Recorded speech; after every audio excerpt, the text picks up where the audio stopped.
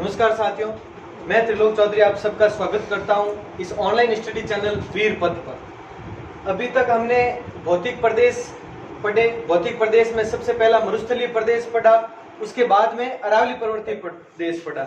आज के इस चैप्टर में हम पूर्वी मैदानी भाग और दक्षिण पूर्वी पठारी भाग के बारे में विस्तृत वर्णन करेंगे। लेकिन उससे पहले मैं आपको इतना बता दूं कि ये कंप्लीट होने के बाद, आज का ये वीडियो कंप्लीट होने के बाद कल 9 मई 2020 9 मई को शनिवार को सैटरडे को सुबह 11 बजे फिर से एक बार टेस्ट आयोजित होगा वीरपथ ऑनलाइन स्टडी चैनल इस यूट्यूब चैनल पर। ये दूसरा टेस्ट, पहले टेस्ट में आप सबने बहुत जोरदार तरीके से, उत्साह पूर्वक तरीके से भाग लिया और अब इस टेस्ट में भी आप इसी तरीके से भाग लेंगे।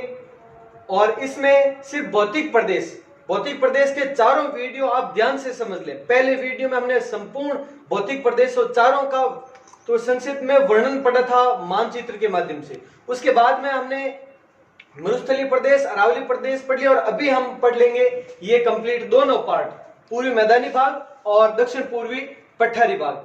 तो आप तैयार हैं इस टेस्ट के लिए कल? तो आज का चैप्टर हम शुरू करते हैं पूर्वी मैदानी प्रदेश। तो शुरू करते हैं पूर्वी मैदानी प्रदेश।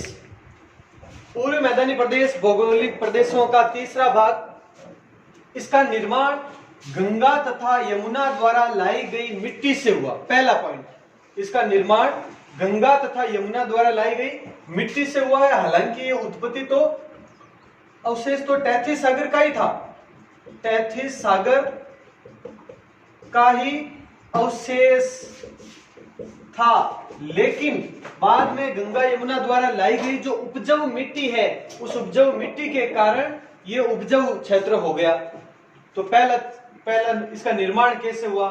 फिर राजस्थान में इसका विस्तार कितना है, तो राजस्थान के कुल भौगोलिक प्रदेश का 33% क्षेत्रफल है, वहां पर पूर्वी मैदानी प्रदेश है 33% क्षेत्रफल पर, ध्यान रखना। उसके बाद जनसंख्या कितने निवास करती है, तो सिर्फ पूर्वी मैदानी प्रदेश पर जनसंख्या पूरे राजस्थान की 39%, राजस्थान की कुल जनसंख्या का 39% पूर्वी मैदानी प्रदेश में है। अब नेक्स्ट पॉइंट देखें आप, क्षेत्रफल और जनसंख्या ध्यान रखना। उसके बाद में इस प्रदेश में निम्न जिले आते हैं। कौन कौन से जिले हैं प्रमुख, वो देखना आप। मैंने बताया था भरतपुर संभाग पूरा, एक तो भरतपुर संभाग के चारों जिले, भरतपुर, धौलपुर, करौली, सवाई माधोपुर, चार तो ये है, इंपोर्टेंट है, ध्यान रखना। चारों जिले पूरी तरीके से किसमें है, पूर्वी मैदानी प्रदेश में। अब बात करते हैं टोंक। टोंक पूर्ण रूप से पूर्वी मैदानी प्रदेश का हिस्सा है, ध्यान रखना। दौसा पूरी तरीके से है, थोड़ा सा भाग है वो अरावली क्षेत्र में, बताया था पहले। अब जयपुर और अलवर, जयपुर, अलवर, भीलवाड़ा, अजमेर, इन चारों के बारे में देखें। जयपुर और अलवर आधे अरावली क्षेत्र में भी है और आधे पूर्वी मैदानी भाग में भी। भीलवाड़ा और अजमेर ये ज्यादातर अरावली क्षेत्र में है और इनका कम भाग है वो पूर्वी मैदानी भाग में। थोड़ा सा भाग पूर्वी मैदानी प्रदेश में भी है, लेकिन अधिकतर ये अरावली क्षेत्र में भी, ध्यान रखना। अगर आ जाए कि भीलवाड़ा किस प्रदेश में है और चारों प्रदेशों के नाम दे दे तो अरावली ही करना है, ध्यान रखना। ये शुरुआत वाले यहां तक का पूछे, अगर दौसा तक यहां तक ये जिले पूछे और उसमें है तो पूर्वी मैदानी प्रदेश ही है। जयपुर और अलवर आधे आधे हैं, दोनों में है। भीलवाड़ा और अजमेर का अधिकतर भाग अरावली क्षेत्र में, थोड़ा सा भाग पूर्वी मैदानी प्रदेश में भी है। बाकी चित्तौड़गढ़, प्रतापगढ़, बांसवाड़ा, तो कहने का मतलब राजस्थान के नक्शे पर ये क्षेत्र इस तरीके से देखें आप, यहां पर यह अरावली पर्वतीय प्रदेश है और यह है पूर्वी मैदानी प्रदेश अपना। इस क्षेत्र में देखें आप, जयपुर और अलवर ये दोनों में है आधे आधे। दौसा का थोड़ा सा भाग इसमें है। भरतपुर संभाग पूरा हो गया। उसके बाद में टोंक पूर्ण रूप से हो गया। भीलवाड़ा, अजमेर ये ज्यादातर तो अरावली में है, लेकिन इनका कुछ भाग है वो इस क्षेत्र में भी है।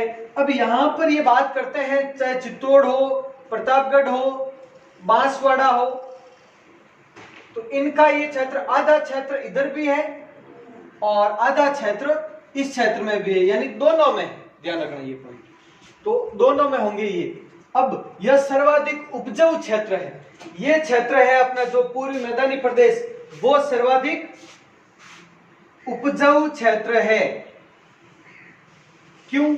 इसके बारे में पहले भी बता दिया है। गंगा यमुना द्वारा लाई गई मिट्टी, उपजाऊ मिट्टी के कारण इसका निर्माण हुआ है, तो वो उपजाऊ क्षेत्र हो गई। और यहाँ पर मिट्टी भी कैसी है? जलोढ़ मिट्टी या दोमट मिट्टी, जो सबसे उपजाऊ होती है, इसका उपजाऊ क्षेत्र है। और यहाँ पर कुओं द्वारा सिंचाई है, एग्जाम में पूछा गया है, पूर्वी मैदानी प्रदेश में अधिकतर सिंचाई किसके कारण, किससे होती है? तो कुओं द्वारा। इसके बारे में मैं आपको बताऊंगा। देखें अभी इधर, कुओं द्वारा सिंचाई, यह सर्वाधिक जनघनत्व वाला प्रदेश है। सबसे ज्यादा जनघनत्व वाला प्रदेश कौन सा है? पूर्वी मैदानी प्रदेश। कैसे? क्षेत्रफल कम है, लेकिन क्षेत्रफल की तुलना में जनसंख्या कहीं अधिक है, यानी जनघनत्व अधिक है, सर्वाधिक। इस प्रदेश की ढलान पश्चिम से पूर्व की ओर है। मैंने बताया था आपको, ढलान इस ओर है, पश्चिम से पूर्व की ओर इसकी ढलान है। ये ध्यान रखना, इंपॉर्टेंट पॉइंट है आपका, क्योंकि सभी नदियां इस क्षेत्र में, जितनी भी नदियां हैं, उनका बहाव क्षेत्र यही है, इसी क्षेत्र में बहती है। उसके बाद इसकी औसत ऊंचाई, पूर्वी मैदानी प्रदेश की औसत ऊंचाई है वो 300 सेंटीमीटर से 300 से 400 मीटर, 300 से 400 मीटर तक इसकी औसत ऊंचाई है समुद्र तल से। ये ध्यान रखना, समुद्र तल से ऊंचाई है ये। वर्षा यहाँ पर 50 से 80 सेंटीमीटर तक वर्षा होती है, 50 से 80 सेंटीमीटर। उसके बाद मिट्टी, अभी बताया था, जलोढ़ी दोमट मिट्टी सबसे उपजाऊ मिट्टी। और यहाँ पर जलवायु कैसी है? तो यहाँ पर जलवायु आर्द्र जलवायु है। यहाँ पर ध्यान रखना, ये शुष्क, यहाँ पर अर्ध शुष्क, जो पूरा मरुस्थल है वहां पे शुष्क जलवायु, यहाँ पे अर्ध शुष्क जलवायु, यहाँ पर उप आर्द्र, यहाँ पर आर्द्र जलवायु। और ये प्रदेश हम पढ़ेंगे तो वहां पर अति आर्द्र। तो ये कैसा हो गया? आर्द्र का आर्द्र, और ये अति आर्द्र, ये उप आर्द्र और ये शुष्क क्षेत्र। तो जलवायु हो गई आर्द्र जलवायु। उसके बाद में इस प्रदेश को, ये 4 भाग है, देखो पूर्वी मैदानी प्रदेश को 4 भागों में विभाजित किया गया है। वो चारों प्रदेश देखें आप। पहला चंबल बेसिन, पहला है वो चंबल बेसिन का क्षेत्र, जिसमें ध्यान से समझे, हालांकि ये जिले पूरी तरीके से अलग क्षेत्र में आते हैं, लेकिन फिर भी इनको बेसिन के हिसाब से अगर समझा जाए तो इसमें होगा, ध्यान रखना। अगर पूछा जाए कितने पूर्वी मैदानी प्रदेश के कितने भाग हैं, तो ये 4 भाग होंगे, ध्यान रखना। चंबल बेसिन में कोटा, बूंदी, झालावाड़ और आसपास का क्षेत्र, इधर जो भी है वो क्षेत्र चंबल बेसिन में। बनास बेसिन में चित्तौड़गढ़, भीलवाड़ा व टोंक का क्षेत्र, आसपास का क्षेत्र। माही बेसिन में प्रतापगढ़, बांसवाड़ा और डूंगरपुर का क्षेत्र। और बाणगंगा बेसिन, बाणगंगा बेसिन में आपके जयपुर, जयपुर से यहीं से प्रारंभ होती है बाणगंगा, बैराट की पहाड़ियों से, तो जयपुर, दौसा, भरतपुर, ये क्षेत्र बाणगंगा बेसिन का। तो ये बेसिन, चारों बेसिन कहें या क्षेत्र कहें, वो पूर्वी मैदानी प्रदेश के ही भाग है। ध्यान रखना, ये इंपॉर्टेंट पॉइंट, कई बार कंफ्यूज हो जाते हैं, क्योंकि हालांकि ये कोटा, बूंदी, झालावाड़ वगैरह जिले वैसे सही बात है कि दक्षिण पूर्वी पठारी प्रदेश में आते हैं, ये सही है, लेकिन फिर भी चंबल बेसिन को पूर्वी मैदानी का प्रदेश का भी भाग माना जाता है। तो ये 4 प्रदेश तय किए गए हैं। तो ये पूर्वी मैदानी प्रदेश के बारे में है, स्क्रीनशॉट ले लें आराम से और नोट कर लें। इसके बाद में अब हम पढ़ेंगे अगला चौथा भाग, ये तीसरा हो गया, चौथा भाग दक्षिण पूर्वी पठारी प्रदेश, लिखें आप। तो अब करते हैं दक्षिण पूर्वी पठारी प्रदेश, इसके बारे में देखें, समझे ध्यान से। चौथा और अंतिम भाग है भौतिक प्रदेशों का। सबसे पहले इसकी उत्पत्ति गोंडवाना लैंड के अवशेष के रूप में हुई। प्रारंभ में मैं बता चुका हूं आपको, देखिए गोंडवाना लैंड के अवशेष के रूप में उत्पत्ति हुई दक्षिण पूर्वी पठारी प्रदेश की। और मालवा के पठार का उत्तरी भाग है, मालवा के पठार का उत्तरी भाग कैसे, वो भी समझे आप। मालवा का पठार कहां पर है और ये प्रदेश, उसका उत्तरी भाग कैसे है, उसके बारे में थोड़ा सा ध्यान से देखना आप। यहां पर है ये मालवा का पठार एमपी में, मालवा का पठार मध्य प्रदेश में है, एमपी में। तो और यहां पर ये क्षेत्र कहां पर है, ये हाडोती, और ये क्षेत्र है वो है दक्षिण पूर्वी पठारी प्रदेश। तो मालवा के पठार का उत्तरी भाग ऊपर की ओर है, मतलब उत्तरी भाग है वो कौन सा है, दक्षिण पूर्वी पठारी भाग। अब बात करते हैं राजस्थान में विस्तार। तो राजस्थान के कुल क्षेत्रफल का मात्र 6.89%, 6.89% क्षेत्रफल पर विस्तृत है ये दक्षिण पूर्वी पठारी भाग। और जनसंख्या की बात करें तो जनसंख्या संपूर्ण राजस्थान की जनसंख्या का 11% यहां पर निवास करते हैं, ध्यान रखें ये पॉइंट। उसके बाद में जिले कौन कौन से आते हैं वो देखें। कोटा, बूंदी, बारां, झालावाड़, इस क्षेत्र में ये तो है ही है, कोटा, बूंदी, बारां, झालावाड़। इसके अलावा यहां पर आपने देखा होगा चित्तौड़ का थोड़ा सा भाग, जो दो भागों में, एक तो चित्तौड़ इधर है और यहाँ पे भीलवाड़ा है थोड़ा सा, फिर यहाँ पे चित्तौड़ है। तो ये थोड़ा थोड़ा भीलवाड़ा का इधर का थोड़ा सा भाग और इधर का चित्तौड़ का, ये दोनों के थोड़े से भाग शामिल है नाम मात्र। बाकी कोटा संभाग पूरा है, कोटा, बूंदी, बारां, झालावाड़, ये चारों क्षेत्र है ये पूरे। अब सवाई माधोपुर, करौली और धौलपुर, यहाँ के जो ये क्षेत्र है सवाई माधोपुर, करौली, धौलपुर, ये क्षेत्र भी इसमें आते हैं। हालांकि ये पूर्वी मैदानी प्रदेश के प्रमुख क्षेत्र है, लेकिन एमपी और राजस्थान के मध्य के यहाँ पर जहां पर चंबल नदी बहती है, तो इस क्षेत्र में ये दक्षिण पूर्वी पठारी प्रदेश कहलाता है। वो कैसे है वो मैं अभी आपको बताऊंगा, यहीं पर इन दोनों क्षेत्रों के बारे में पढ़ेंगे, तब अभी बता रहा हूं मैं इनके बारे में कैसे ये है अलग अलग। अब पहले देख लेते हैं यहाँ की वर्षा। वर्षा 80 से 120 सेंटीमीटर तक बारिश है, यानी सर्वाधिक वर्षा वाला प्रदेश कौन सा है, सर्वाधिक वर्षा वाला प्रदेश कौन सा है, तो दक्षिण पूर्वी पठारी प्रदेश है। न्यूनतम पश्चिमी मरुस्थलीय प्रदेश।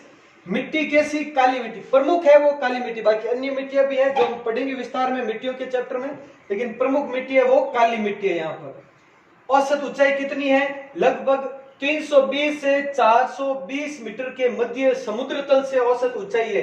कुछ गाइड में आप 360 से 460 भी देखेंगे, कुछ गाइड में 350 से 450 के मध्य भी देखेंगे आप, ये लगभग में रहती है।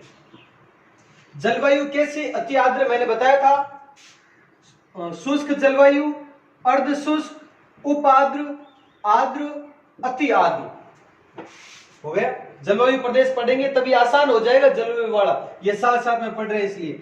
अब ढलान, ढलान की बात करते हैं तो उत्तर पश्चिम की ओर, उत्तर पश्चिम की ओर मतलब ये रहा उत्तर, ये रहा पश्चिम, मतलब ढलान किस ओर है, ये बस इस तरह से एक तीर का निशान याद रखना आप, किस ओर है, तो ये कौन सा क्षेत्र, दक्षिण, ये कौन सा, पूर्व, तो दक्षिण पूर्व से किस ओर है, ये हो गया उत्तर और ये हो गया पश्चिम, तो दक्षिण पूर्व से उत्तर पश्चिम की ओर ये ढलान है। लेकिन इसमें एक चीज ध्यान रखना आप, मैंने हमेशा यही बताया है कि ढलान आप नदियों के बहाव से पता लगा सकते हैं, जिस और नदियों का बहाव होगा ढलान उसी ओर होगी। लेकिन यहाँ पे देखना आप, चंबल नदी के बारे में देखें तो चंबल नदी का बहाव क्षेत्र तो इससे ऑपोजिट निकलता है, इस तरह से है, तो फिर ऐसा क्यों, तो ध्यान रखना इस क्षेत्र में यहां तक चंबल नदी का बहाव ठीक है, लेकिन इस क्षेत्र में झालरापाटन, झालावाड़ में झालरापाटन के पास में, झालरापाटन के पास में मुकुंदवाड़ा की पहाड़ियां हमने पढ़ा था, अरावली में हमने पढ़ा था पिछले वीडियो में झालरापाटन, और वहां पर है मुकुंदवाड़ा की पहाड़ियां। अब क्या है, इन पहाड़ियों का ढलान है वो उस ओर है, इधर जाता है ये पहाड़ियों का ढलान, तो वहां तक तो ठीक है चंबल, लेकिन उन मुकुंदवाड़ा की पहाड़ियों के कारण चंबल नदी का बहाव क्षेत्र चेंज होकर इस ओर चला जाता है, फिर ये बहाव पूरा इस ओर ही रहता है। अगर मुकुंदवाड़ा की पहाड़ियां नहीं होती तो चंबल नदी है वो इस ओर इसका बहाव हो सकता था, लेकिन मुकुंदवाड़ा की पहाड़ियों के कारण ऐसा ढलान है चंबल नदी का। बाकी इस पूरे क्षेत्र का पूछें अगर, पूरे क्षेत्र का यानी दक्षिण पूर्वी पठारी प्रदेश का ढलान किस ओर है, तो यही रहेगा, ध्यान रखना, उत्तर पश्चिम की ओर, ये ढलान। अब बात करते हैं आगे। नेक्स्ट, यह प्रदेश दो भागों में बटा हुआ है। दक्षिण पूर्वी पठारी प्रदेश के दो भाग, कौन कौन से भाग, ध्यान से समझे, ये जिले सब इसमें शामिल हो जाएंगे, अच्छी तरह से समझ में आ जाएंगे आपको। एक तो दक्कन का लावा पठार, या जिसे हाड़ौती का पठार या हाड़ौती प्रदेश भी कहते हैं।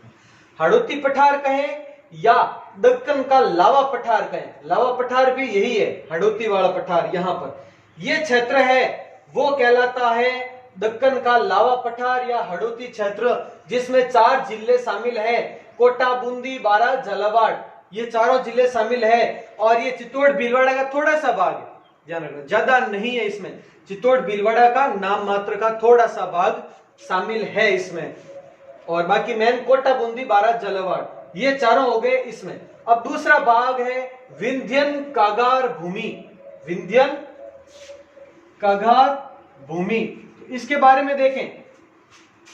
ये जिले पास वाले तीनों, सवाई माधोपुर, धौलपुर, करौली, मैंने ये राजस्थान के सभी प्रमुख क्षेत्रों के उपनाम या प्राचीन नाम बताए थे। तब मैंने यहां पर बताया था एक डांग क्षेत्र, एक यहां पर डांग क्षेत्र बताया था, उसी डांग क्षेत्र से रिलेटेड है ये प्रदेश। डांग क्षेत्र कहें या उसी को कहते हैं विंध्यन कागार भूमि, विंध्यन कागार भूमि एक ही बात है। और इसमें कौन से जिले हो गए, सवाई माधोपुर, धौलपुर, करौली। तो ये विंध्यन कागार भूमि कहते हैं कौन से, मध्य प्रदेश और राजस्थान के मध्य का ये भाग है जहां पर चंबल नदी भी बहती है, उस क्षेत्र को डांग क्षेत्र कहते हैं, विंध्यन कागार भूमि भी कहते हैं। तो दो भाग, लावा पठार या हाड़ौती पठार, और दूसरा विंध्यन कागार भूमि, उसमें ये हो गए संपूर्ण जिले। अब ये दो फैक्ट ध्यान रखना आप, बहुत महत्वपूर्ण है, ध्यान रखें इन दोनों के बारे में। शाहबाद उच्च क्षेत्र किसे कहा जाता है, बहुत इंपॉर्टेंट क्वेश्चन है, सीधा सा क्वेश्चन पूछा जाता है, लेकिन अगर एक बार भी हमारे नजर के सामने नहीं है तो कंफ्यूज होना स्वाभाविक है। तो देखें, शाहबाद उच्च क्षेत्र ये कहते हैं हाड़ौती के पूर्वी भाग। अब हाड़ौती का पूर्वी भाग कौन सा है, देखना एक बार,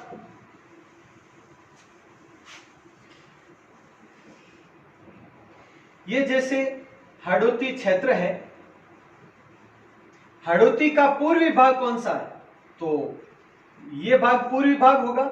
और यहां पर जिला कौन सा है, बारां। हाड़ौती के पूर्वी भाग को शाहबाद उच्च क्षेत्र कहते हैं। अगर ऑप्शन में जिले पूछें कि शाहबाद उच्च क्षेत्र में कौन सा जिला आता है, तो वहां पर ध्यान रखना जिला लिखना है बारां। शाहबाद उच्च क्षेत्र में जिला कौन सा, बारां जिला, और प्रदेश कौन सा, हाड़ौती का पूर्वी भाग, ये कहलाता है शाहबाद उच्च क्षेत्र, ध्यान रखना इंपॉर्टेंट है। शाहबाद उच्च क्षेत्र, बारां जिला, हाड़ौती का पूर्वी भाग। अब दक्षिण पूर्वी पठारी भाग को, यानी यही जो अपना ये पूरा दक्षिण क्षेत्र है, इस क्षेत्र को क्या कहते हैं, और दक्षिण पूर्वी पठारी भाग जो कि कहां पर है, अरावली और विंध्याचल पर्वत के मध्य। अरावली कहां पर, हमने पढ़ा था, ये हो गई कहां, क्या, अरावली, और विंध्याचल पर्वत कहां पर है, यहां पर एमपी में, विंध्याचल पर्वत एमपी में, और अरावली कहां पर, ये रही। तो इनके मध्य दक्षिण पूर्वी पठारी भाग अरावली तथा विंध्याचल पर्वत के मध्य संक्रांति प्रदेश कहलाता है, ध्यान रखना। संक्रांति प्रदेश किसे कहते हैं, तो संक्रांति प्रदेश कहते हैं इसी दक्षिण पूर्वी पठारी प्रदेश को संक्रांति प्रदेश के नाम से भी जाना जाता है, ये उपनाम है इसका भी, इन दोनों के मध्य है, ध्यान रखना। तो ये हो गया आपके दक्षिण पूर्वी पठारी प्रदेश के बारे में। हमने चारों प्रदेश पढ़ लिए। सबसे पहले हमने मरुस्थलीय प्रदेश पढ़ा, उसके बाद अरावली पर्वतीय प्रदेश, और आज की इस वीडियो में ये दोनों पूर्वी मैदानी प्रदेश और दक्षिण पूर्वी पठारी प्रदेश के बारे में। मैं आपको पहले तो इनके बारे में शॉर्ट में थोड़ा सा 2-3 मिनट में रिवाइज बता दूं, कैसे कल के टेस्ट में ये चारों चैप्टर शामिल है, और टेस्ट के बारे में थोड़ा सा बता दूं आपको मैं। ये एक बार स्क्रीनशॉट ले लें, लिख लें। तो देखें, अभी हमने ये भौतिक प्रदेश कंप्लीट पढ़ लिया है। इन्हीं भौतिक प्रदेश का कल 9 मई को टेस्ट होगा। तो देखें अभी इधर मरुस्थलीय प्रदेश, 4 प्रदेश इसके, पहला मरुस्थलीय, दूसरा अरावली, तीसरा पूर्वी मैदानी प्रदेश और चौथा दक्षिण पूर्वी पठारी प्रदेश। शॉर्ट में 1 मिनट में देख लें एक बार आप। यहां पर क्षेत्रफल, ये जो यहां पर आयत में दिया वो क्षेत्रफल है, यानी क्षेत्रफल कितना 61, अरावली का 9, पूर्वी मैदानी प्रदेश का 23 और इसका 6.89, 61 और 9 70, 23 और 7 30, 70 और 30 100 हो जाएंगे। तो ये ध्यान रखना, 0.11 इधर ज्यादा और उधर कम। अब बात करें जनसंख्या की, तो जनसंख्या 40% मरुस्थल में, 10% अरावली में, 40 और 10 50, पूर्वी मैदानी प्रदेश में 39 और दक्षिण पूर्वी पठारी प्रदेश में 11, 39 और 11 हो गए 50, 50 और 50 100। तो ये हो गई जनसंख्या। अब बात करें अगर ऊंचाई की, समुद्र तल से ऊंचाई कितनी है, औसत ऊंचाई, तो ये हो गया 200 से 300 मीटर, ये हो गया 930 मीटर, ये हो गया 300 से 400 मीटर और ये हो गया 320 से 420 मीटर। एक साथ में ये मैप बनाकर आप रफ कॉपी में बार बार लिख लें, आसानी से याद हो जाएगा ये चीजें। अगर यहां पर पूछे मिट्टी कैसी, रेतीली, कंकरीली, जलोढ़ या दोमट मिट्टी और काली मिट्टी हो गया। यहां पर अगर पूछे जलवायु, तो यहां पर शुष्क, यहां पर अर्ध शुष्क, यहां पर उप आर्द्र, यहां पे आर्द्र और यहां पर अति आर्द्र। अगर वर्षा पूछे, यहाँ पे 50 सेंटीमीटर से कम, इधर 50 से 90, इधर 50 से 80 और इधर 80 से 120। तो ये जो चीजें हैं वो कॉमन चीजें हैं। आप बार बार जो वीडियो वो रिपीट करके लिख लें और समझ में आ जाए तो बहुत क्लियर है। आप रफ कॉपी में बिना देख कर लिखें समझ में आने के बाद में। और कल का ये टेस्ट जरूर अटेंड करें आप सभी। तो आप इस वीडियो को लाइक करें, सभी वीडियोस देखें, उनको लाइक करें, कमेंट करके बताएं कि किस प्रकार से ये और सुधार किया जा सकता है इस चैनल में। और आप अपने सभी दोस्तों के साथ शेयर जरूर करें इसे और देखते रहें आप वीरपथ चैनल। सब्सक्राइब कर दें, अगर अभी तक आपने चैनल सब्सक्राइब नहीं किया है तो जरूर कर दें और आपके सभी रिश्तेदारों और दोस्तों को ये जरूर कहें सब्सक्राइब करने के लिए, लाइक करने के लिए और आगे से आगे भेजते रहें, आप पढ़ते रहें। जय हिंद, जय भारत।